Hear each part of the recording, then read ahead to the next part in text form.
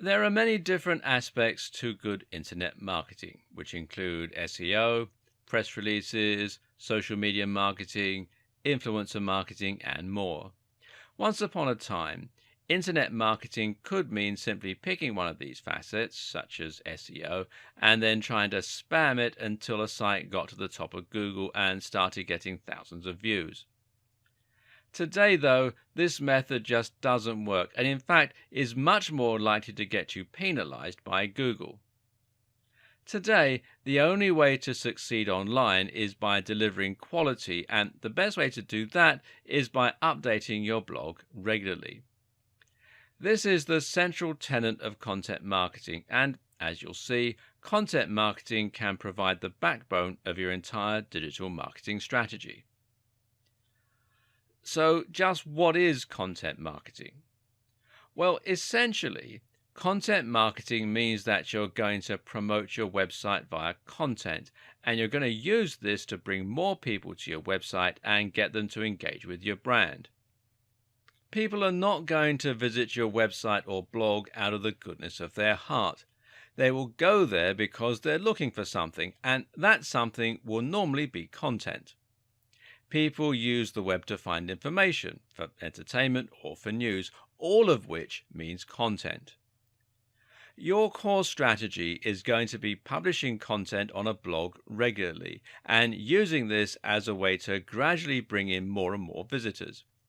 Eventually, this should allow you to establish trust and authority within your niche and build up a big following of regular readers who want to find your content. Your content is also what you're going to use to succeed in the various other types of internet marketing. Over the next few videos, you'll see how content is essential for SEO as well as for social media. And that's because content is what people are searching for on Google, and it's what you will mainly share on social media. But the aim is not to bring people to your site in the short term to make sales. Rather, your aim is to get people to subscribe to your site, to bookmark it, and to read it regularly. The way this works is simple. First, a visitor finds your site on Google or via a social media post. The article looks and sounds interesting. They read it, and hopefully they have a good experience. But that's not going to lead to a sale, and it's not going to lead to a subscriber in most cases. Rather, they will just make a mental note that your site was reliable and interesting, and so if they see a post from you again on their travels, they will be more likely to read it next time.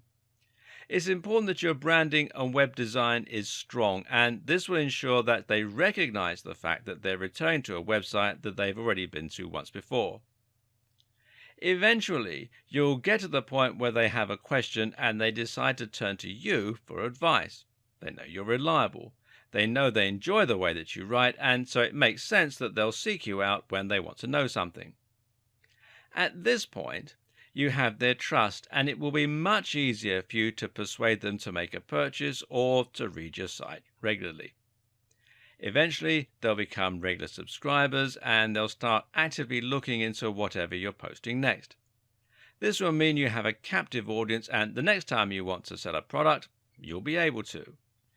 And no, this strategy is not just for online businesses or ebooks. This strategy can likewise work for a high street store or a hairdressing company. It's all about getting more people to read your content regularly so that you have built that audience and that trust. Of course, some internet marketing strategies might rely less on content marketing than others, but this is an activity that every business should be engaged in. And it all revolves around providing value for free.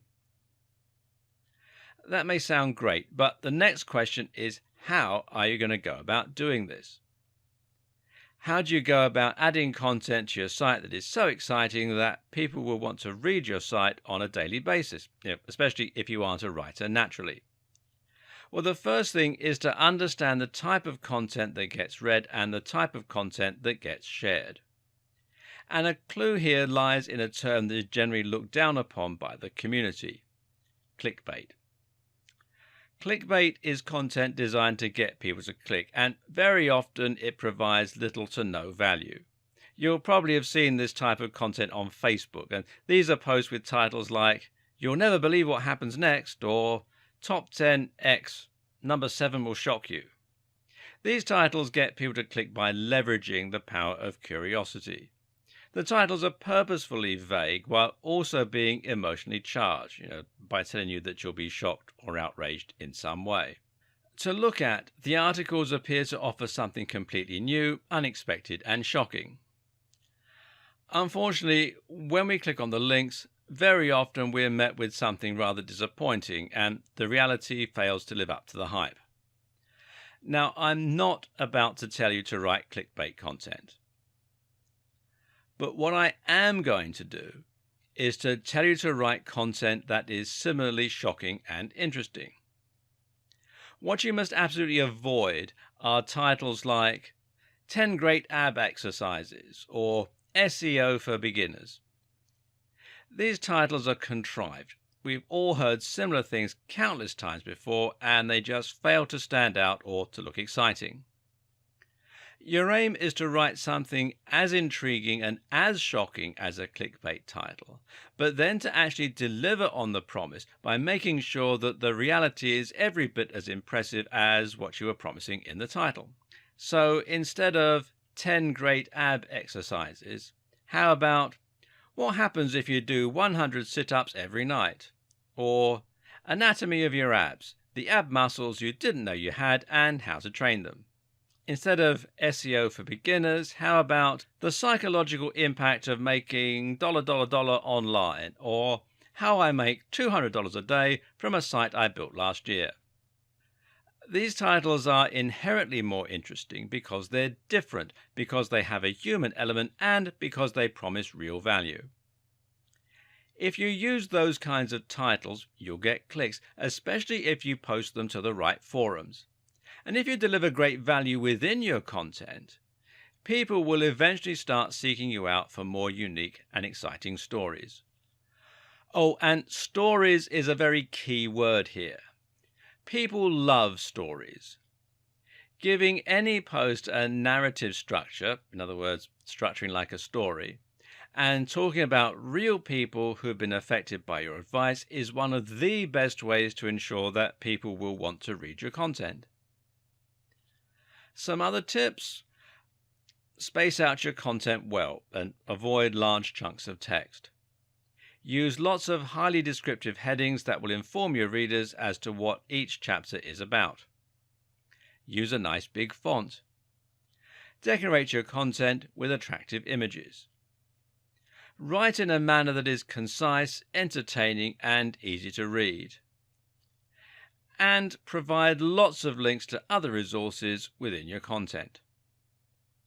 From there, it's simply a matter of posting consistently, and I mean at least once a week, ideally more, and keeping the quality high.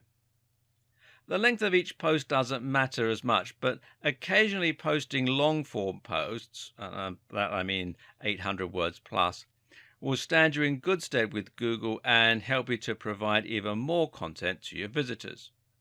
But what if you don't know how to write? What if English isn't your first language? In that case, you need to consider hiring a writer. There are lots of writers online, and they charge anywhere from $1 per 100 words to $10 per 100 words. You don't need to spend that much, but it's highly recommended that you avoid the very cheapest writers. Anything under $1.50 is risky, and that you pay for better quality content. This is an important investment, as you won't be able to build trust and find regular readers if your content is written in pidgin English. One concern here is that you might not know how to check if the content is good, seeing as you won't be able to read it in the native language. The solution here is to find someone who can tell the difference and to get them to check it for you. And I can't stress enough how important this is.